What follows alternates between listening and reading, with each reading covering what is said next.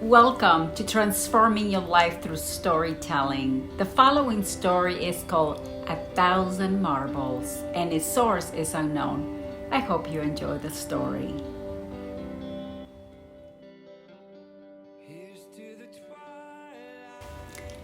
A few weeks ago, I was walking towards the backyard patio with a steaming cup of coffee on the one hand and the morning paper on the other.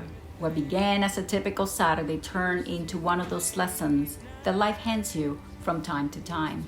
Let me tell you about it. I turned up the dial-up on the radio to listen to a talk show when I heard an older-sounding gentleman with a golden voice.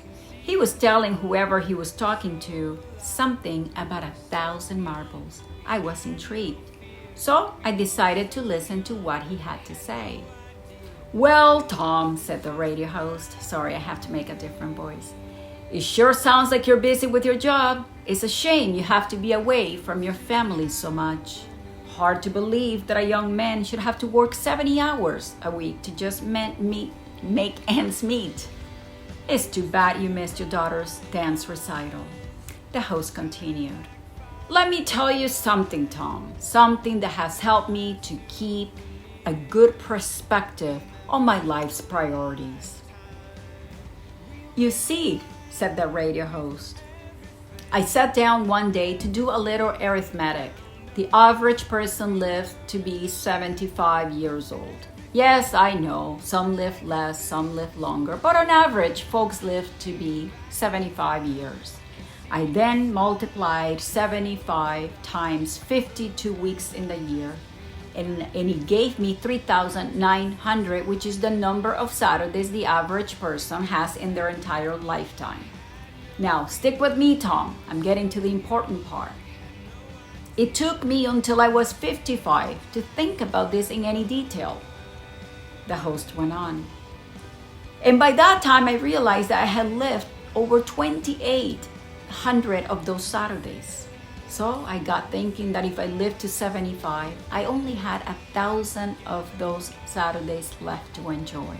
So I went to the toy store and bought all the marbles that I could find. I had to go visit 3 toy stores to round up 1,000 marbles. I took them home and I put them inside a clear plastic container right here on the shack next to my gear. Every Saturday since then, I take one marble out and throw it away.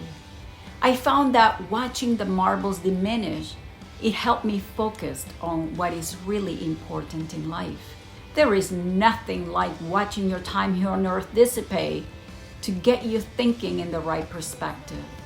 Now, let me tell you one last thing before I sign off with you to take my lovely wife for breakfast. This morning, I took the last marble out of the container. So I figure that if I make it to next Saturday, I've been giving a little bit more time. And you know what they say, Tom? The one thing that we could all use is a little bit more time.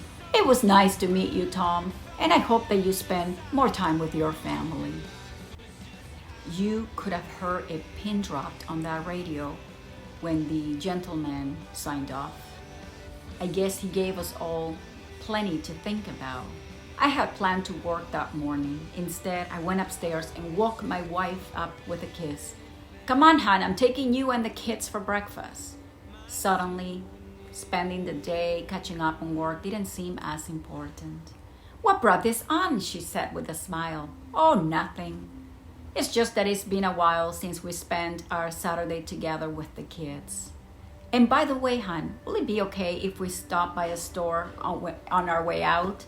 I need to get myself some marbles." I absolutely love this story, and I too went to the store and got myself my marble jar.